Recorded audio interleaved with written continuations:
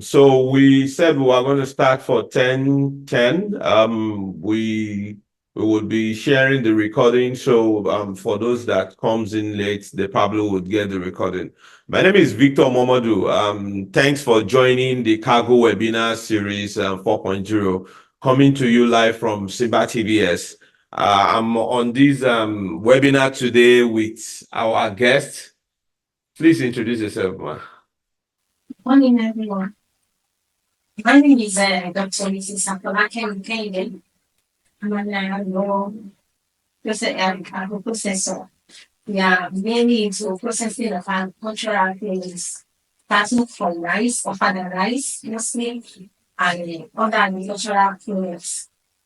It's nice meeting you. Thank you, madam. Thank you, our Agripreneur. We are very grateful for you coming up today. Let me start by doing like the formal introduction. We are thrilled to have everyone join us today. We are streaming from the Simba TVS head office in the heart of Lagos. Simba Group is a key player in the Nigerian business landscape since 1988. We've been part of the Nigerian business powering the nation across 5 dynamic sectors: transport, power, agriculture, ICT infrastructure, and data transmission. As the exclusive distributor of TVS Motor Company, we bring to Nigeria the world's finest 2- and 3-wheelers. From the versatile TVS King Cargo, which we'll be talking a lot about today, to the iconic tricycle, the TVS tricycle. I'm sure you see them everywhere you look. We've got a vehicle for every need. We also have a range of reliable and powerful motorcycles, namely the HLX 125, the HLX ES, and the new NX.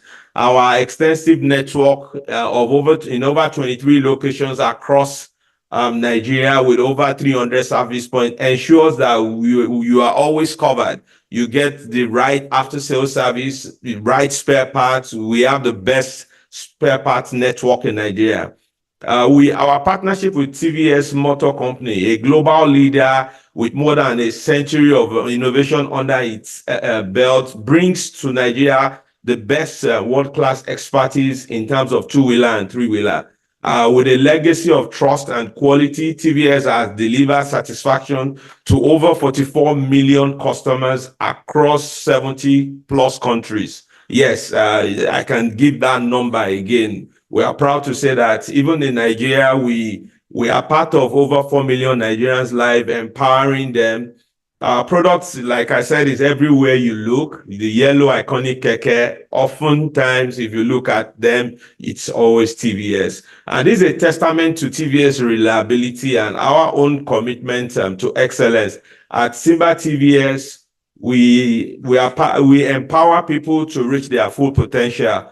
And I'm glad once again to have with us Dr. Mrs. Afolakemi. She's the CEO of Blossom Gilgal Nigeria Limited. Blossom Gilgal is an agro-processing company, like she said earlier. They specialize in planting and processing, packaging of fodder rice. We will see in a video shortly that they also do cassava. You process cassava. Okay, awesome. She has certifications. If you are seeing our screen, you can see she's got certificates from Nigeria Association of Small Scale Industry, All Farmers Association, ManCap, HACCP certified. We can see from all of this that she's very, very detailed. If you remember, she's a doctor, Mrs. So thank you for joining us today. She holds an MSc in International Relations and Strategy, a degree from LASU, that's Lagos State University, Ojo. She's also backed a doctorate degree from the Commonwealth for Natural and Herbal Medicine schools in Nigeria. She's been in this business for over 10 years, and she's going to be discussing and sharing insights on how she's been able to prosper even in the very difficult agri terrain. Please join me in welcoming our guest. She's going to be sharing valuable insights that I'm sure you will all find something useful to take home. Please send like the welcome emoji, the clap emoji in the comment section. Thank you for joining us. Thank you very much for joining us, madam. You're welcome, sir. Yes, ma'am. I wanted to I wanted to ask you first thing first, why agriculture? Yeah, mostly my husband he had masters in agric in the University of Ibadan.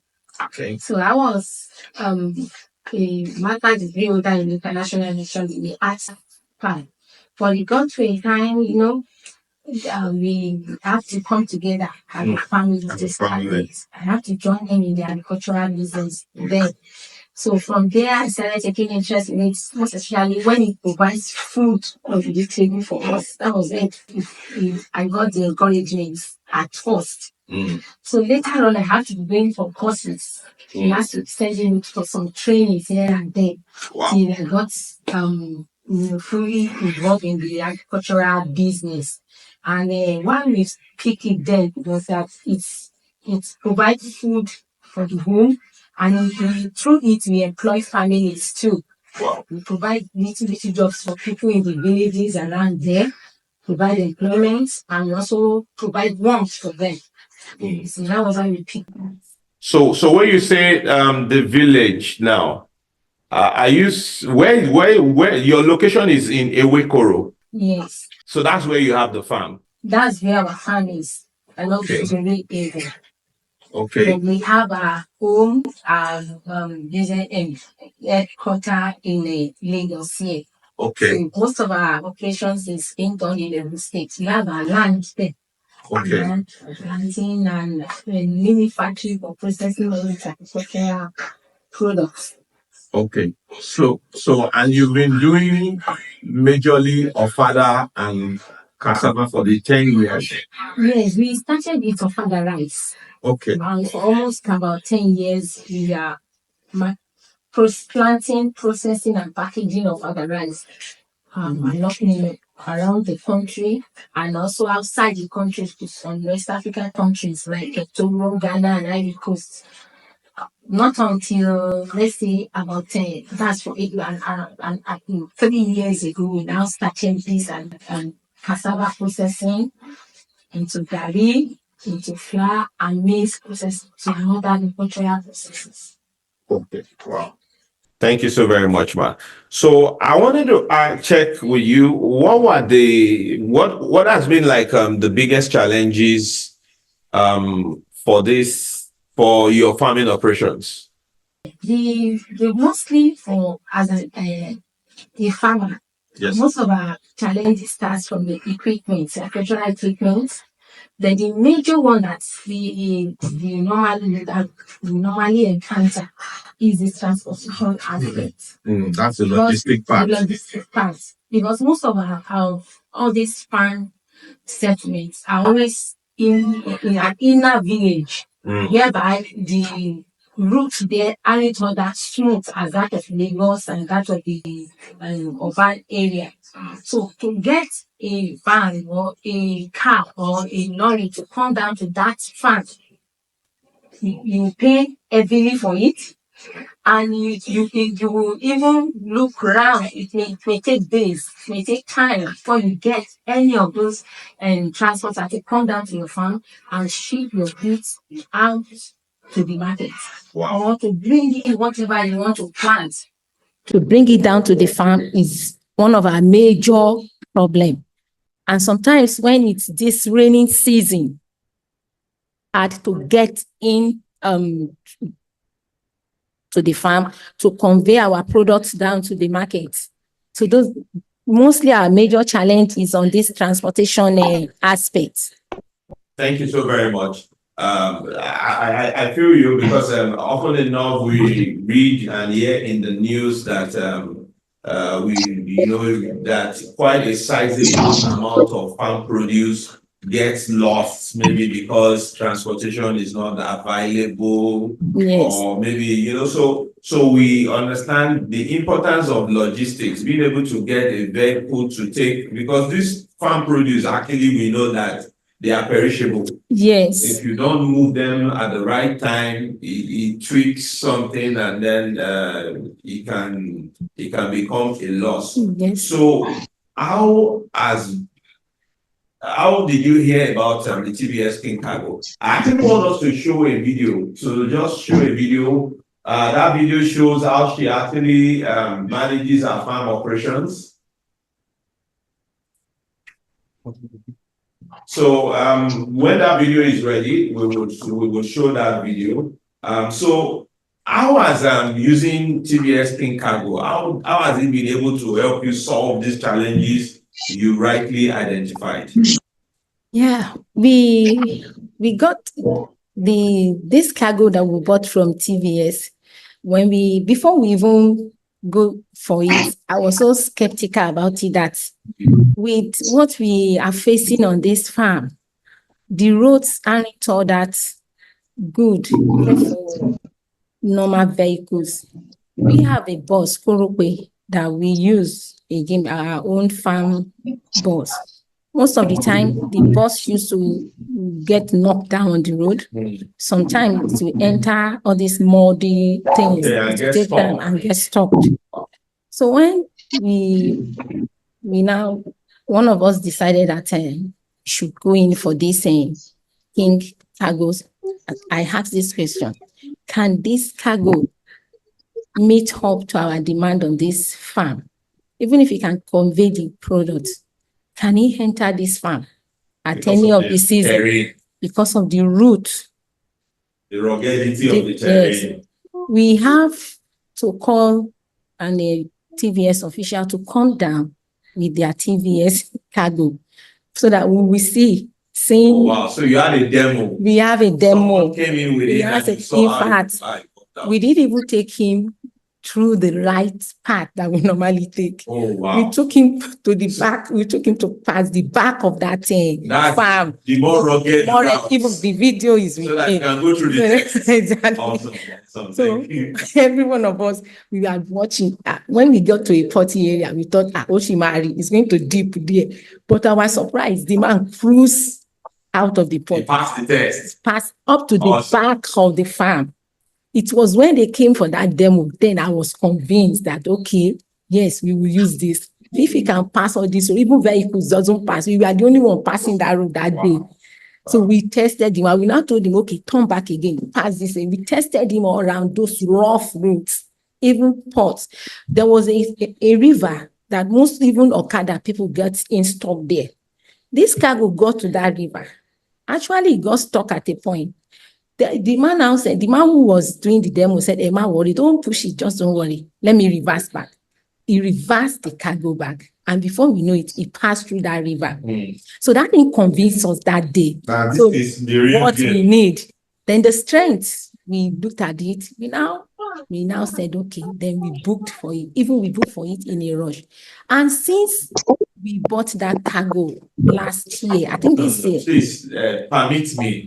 I need to actually drive down this point. You know, when you said you booked for it in a rush, having seen the capacity, what it can do, even in a difficult terrain, where others fail. It's so. Thank you for highlighting that point. I actually like it. Please go ahead. The man, why I even mentioned it that we booked for it in a rush was that the man that was supposed to sell it for us, we keep calling him, bombarding him with phone calls. Can't remember his name. We said, Madam, hold on. We will book it. Is it not yesterday we did the demo? Hold on. I said, please, this week we need this thing. Because as at that time, we were about harvesting rice on the farm. We have a rice there. So when we harvest those rice, we keep it in one hot mud. And overnight, people do come there to steal some of it, to take part of it. So when he did that demo, and I saw it that can carry all our rice, look at the back, and this road is fit for it, directly to the rice at the back. So we urgently booked for it, and by the second week or the third week, the man brought the cargo for us. So ever since we've been using this cargo, it has reduced our cost. it has even reduced our stress in searching for vehicles here and there. Some vehicle people will book them. The day they fix for us, they will not turn up. They'll tell you, madam, they have tire problem. Meanwhile, they don't want to come to that road, fearing that the road will spoil their car again. But since we get that cargo, all what we do is we fuel it. We fuel it. Once we fuel it, at the exact time we want to pack our cargo, we pack our product, we prepare ourselves for it, and we meet up to time. So it has really saved us. You've been able to do timely delivery. Exactly. You can plan your work and say, okay, we are going to do XYZ at such time. Yes. And you said something about that, you only fuel it. So that means maintenance free? Yes, because we've not even opened a part in it to say, okay, there is a problem. And how long have you had the cargo now? I think it's a year plus now, a year and 2 months. And we got it around July. Is that July or August? Awesome. We got it. Awesome. Thank you. Let's watch that video so that people can actually have an idea of how one of your farming operation actually looks like.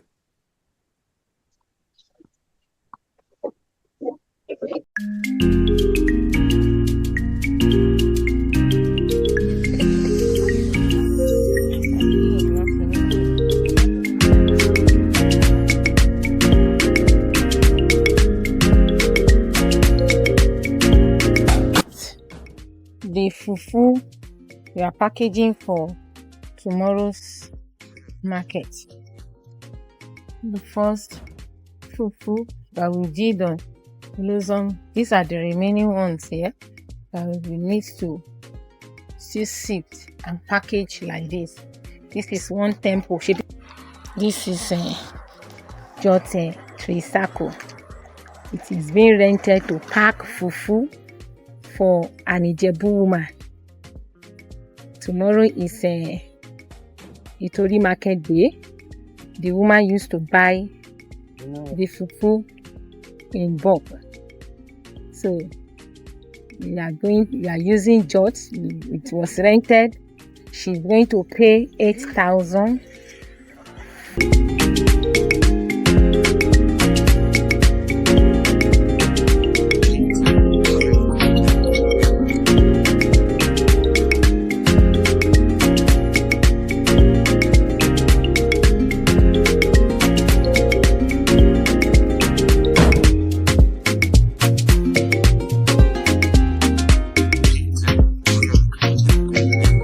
So it's a very useful means of transporting fufu.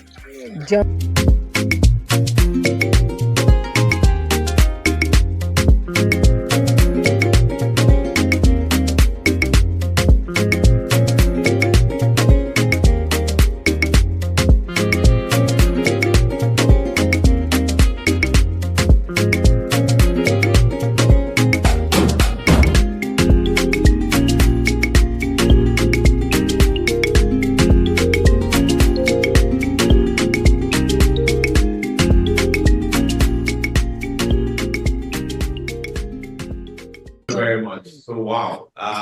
So we see like when you are delivering to people, they get to pay you for that delivery. Yeah, they pay for delivery. And like you said, you've had this now for a year, 2 months, maintenance free. Yes. Awesome.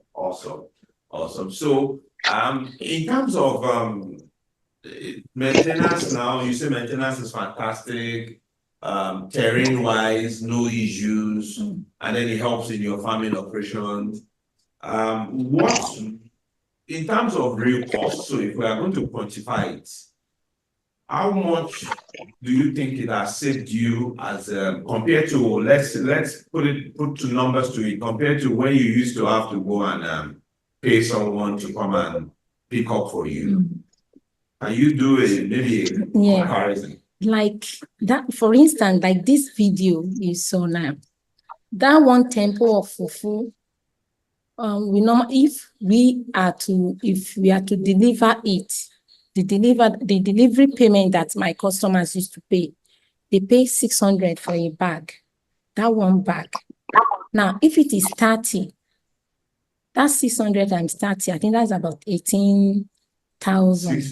Yes. 600 times 30, that's about 18,000. But since we've started using this tricycle, a car will collect that. That's about 18,000. Okay. But since we've been using this cargo, because the prices for the cargo comes, in a reduced form. So we normally give it out to our customers now at 500 per bag. Okay. And for that 1 year, if they are to carry, what I can say is that, like our own products, if we are to bring this our rice, the first one I explained now was the gain we are now making. You understand? These our customers, if they are to bring their boss to come and pick it there, they complain mostly on it that we have to pay part. Inside that 600, we will pay 3, they will pay 3 to get it to their, because it's a very far off area. Where that vehicle is going is like about 2-3 villages to our area, to that place. So, but since we have that cargo, we only buy fuel maybe 4 liters. Honestly, we have a keg we use in buying. So in a nutshell, we have our accounting table. In a month, sometimes we spend nothing less than 50K on transportation from the farm, on delivery. Because where we are is a very sensitive area. Like for instance, if we are to supply gari for you in Alakuko, a bag of gari from that place, from Alakuko from our place to Alakuko is 1,500 or 2,000 now. For most of our customers, they will prefer to go to nearby markets at Moshalashi, Lepo. But because of the logistics now, we pack them together inside that tricycle. We give it out to them at 1,000. So if we are having about now that this cargo, we normally pack 20 to 24 bag of gari. So we'll be branching each of them places. So it has made us to retain our customers. Then it has reduced the expenses we spend in delivering our products to our customers. And has even increased your reach, because from what I hear from you now, when you said some people, because of access, because of the distance, they would rather go for closer places. But now, because you have a vehicle that is fuel efficient, so what you are spending in terms of cost is reduced. So you can actually now pack more and reach those people that would have gone somewhere else and deliver to them. Exactly. And then retain even your own old customers. And then even the ones that you said you usually would ask you to pay for, as in pay part of the delivery cost because of the terrain. Yes. You don't have to do that. Rather now I see you are charging somebody 8,000 naira for delivery. Exactly. So it's like, it's win-win. Yes. Awesome. Awesome. Thank you so very much.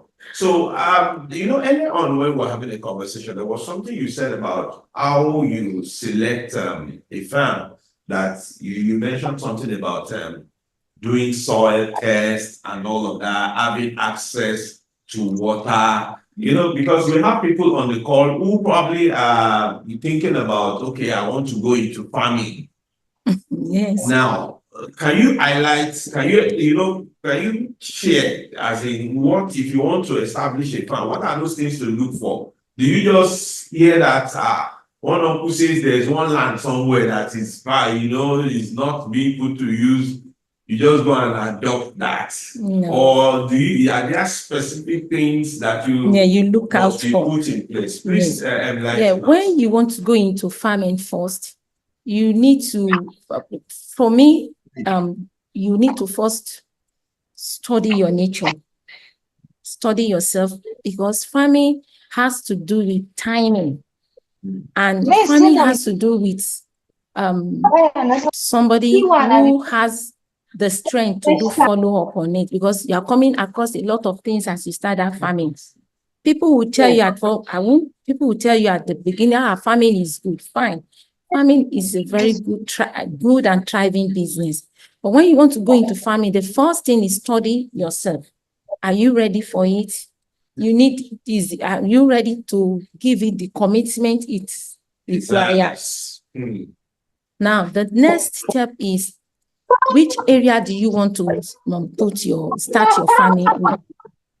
You look at the distance, you look at the location, and you look at your pockets, your funding. Do you have a little fund to start with? Good funding. Now, when it comes to the land, acquiring land, when you get to a place, you just don't acquire the land. There are different types of soil or land for different type of crop and in different areas. The soil in Lagos State is different to the soil in Ogun State. Even in Lagos State here, the soil in Alagbado or in Ikeja here is different to the one in Badagry. And these crops that will survive in Ikeja here may not survive in Badagry, because the sand of Badagry is different to the sand in Ikeja here. So you need to first take part of the soil. Mostly our fathers in those days, they normally use their experiences to determine this soil is good, this one is not good. But in this civilized world we are in now, there are laboratories that test soils. So maybe you want to start with cassava or you want to start with maize. There are maize farmers. There are some cassava farmers. Okay, you want to be a maize farmer. They introduce you to land, 1, 2, or 3 lands in different areas. Just get the sample, get a lab, do the test soil. They will tell you, the result will tell you how many or what the types of crops that can survive on that soil. So if the crops you want to go into fit into that soil, then that is stage 1. You have passed stage 1. Now the stage 2 is, you now go to that area. You need to think of the dry season, the wet season, and the harmattan season too. During the dry season, are you just planting for your family or you are planting for business sake? So if it is business, you need to ask them, maybe you are starting small. You need to site out for a river. Is there a river closer to that land? Where are the distance of the river? Because you need to go into irrigation so that during dry season, you will not be out of work. When it comes to dry season, there are some farmers that will still be planting corn in dry season because they have a good irrigation on ground. But most farmers in my area, once it is dry season, they don't go for maize or go for any other planting. They wait until next season. And that's not good for business. Awesome. Thank you so very much. I'm actually learning from what you have said now that it's not just any land you plant anything. You need to, if you don't have the experience of, what the soil looks like, go and get the soil sample, do a test at laboratories, know what crop fits what land, and then look out for water sources so that if there is need for you to, it helps you to be able to have like a year-round farming operation. And some people, if the money is there, the funding is there, you get a well, you dig a borehole, or you get a well there, whereby you'll be getting in water and you irrigate all the land directly. Dry season, rainy season, you are planting. Awesome. Thank you so very much, man. This has been a very insightful session. Thank you for sharing. So we've talked about how to choose a land for farming. Do you have any advice? Do you have, please, if you have questions in the comment section, be ready to ask your question. We are going to give a few minutes to questions. So please prepare your questions so we can take your questions. You can raise your hand so that we can pick 2, 3 questions and then it's a wrap. So do you have any suggestions, any advice for people that maybe they have fears? Thankfully, you have shared with us your own initial fear that you are looking at the cargo, that will it be able to to survive where Korope fails, if I can put it that way. You know that where other trucks are scared to come to the farm, that will because of the rugged terrain and bad roads, that will a cargo be able to come in. Thankfully, you saw a demo and that trial convinced you. And even you became the one that is now trying to rush the dealer that please bring this. I need it like real time. And you shared with us how it has helped your operations, how you've been able to, increase the reach of your business. It's been maintenance free for a year, 2 months. That's about 14 months that you've been using it. You've not had anything that you just fuel it and it's good to go. And business has been good. You've even been able to make extra income from using it to deliver. Exactly. I think you even mentioned something about having to use it to pack load from a long distance at a time. Thank you so very much. Then even there is one thing about that cargo. I asked the seller then, your people, that, okay, how about the fuel? Because most of our Korope here, we spend money in filling it. The guy told me that the guy that came for the inquiry, no, it's just with 6 liters will be true. I didn't believe him as at the time he was telling me. So up till, when we start using it now, the minimum fuel we normally buy to use for the whole day is 3 liters. 3 liters. Honestly.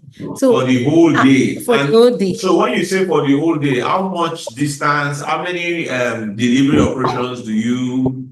Like what happened is that when we have delivery, anytime we have our delivery, we fill it up with 3 liters. Mostly we buy 5 liters sometimes. But the minimum we've been buying to fill to go almost 2 or 3 times. That even the guy is driving in, we say, Madam Kini, what happened? I said, well, that is just the blessing from God now that we are free from filling Korope tank all the time with fuel. So it's rations, it's fuel, and it manages our fuel for us. We don't spend much on fuel. Something you said that that the cargo is a blessing from God. So people, that was what I told our driver. If you need a blessing from God for your farm to reduce your cost and expenses, come for TVS Kargo. Well, it's always good to put it in context so that people can have a bit of understanding. Now, this 3 liter fuel, you have 2-3 delivery, you said. Can you give us like a distance from where to where? 50, 20 kilometers, 100 kilometers? No, from that our place should be more than 100 though. From Papa. We will pass away Koro, at least I will pass about 2 villages, go interior to their marketplace. What's the name of the market? They call it Itori Market. Itori Market. Yeah. So from Papa is another town on its own. Now from that Papa, we pass a place they call it about 2-3 villages. Wow. And then we go to Wasimi. So that one is on the way to Abeokuta. Wow. Now, the one that you can easily understand if you are conversant with Songo, from Papa to Songo, you buy 3 liters. That Papa, you leave Papa Onireke, that is the way they go to Ilaro. People who knows the area will know what I'm saying.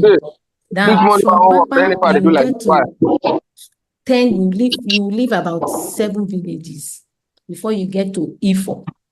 Now, from Ifo now, that's another journey to Songwater. 3 liters for all of this. Honestly, we do try it. That was what makes me to like the cargo. So especially now when fuel has become exactly gold. Gold. In Papa, at Papa now, they sell fuel at 1,300 per liter. So you know shaking. No, we are not worried at all. Awesome. Thank you so very much. Thank you. So we have a question. Okay, someone said that is the cargo manual or automatic? Then the person said the Papa to Isongo is how many hours drive? So how many hours drive? You see, Papa, if there is no hold up, sometimes more than an hour, we spend it on the road. Starting from Ifo, the roads from Papa to Songo, even they close some part of the road from Songo, one part has been closed. We are passing one lane. And that one lane too has potholes. I'm so grateful that I come across this cargo. No matter how the hold up is, we normally cruise. It's, if it is a car, most times we spend hours before we get our product to those people in Songo or Alakuko. But right now, if we go with the cargo, there are some parts that these Trisaco people used to pass.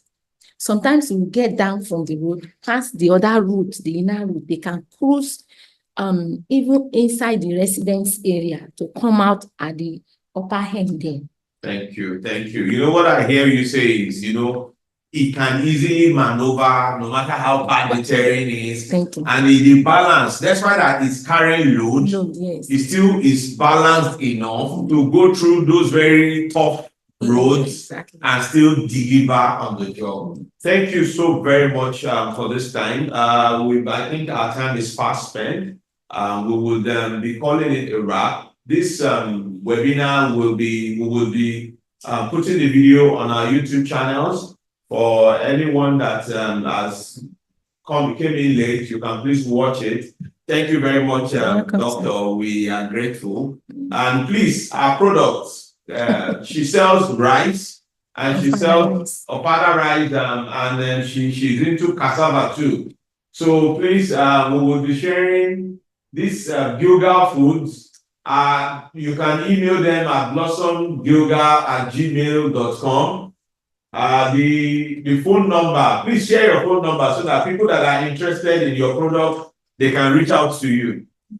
090 65 30 63 25. That's my WhatsApp. So we are putting that number in the comment section so you can pick it up. Once again, 090 65 30 63 25. So for Ofada rice, for Gary, for Fufu, yes, you can reach out to Gilgal Foods and you can be sure that you will get the very best quality. Thank you very much, Dr. Mrs. Afolakemi. You're welcome, sir. Have a fantastic day, everyone. Thank you for joining us. Thank you, sir. Bye-bye. Bye.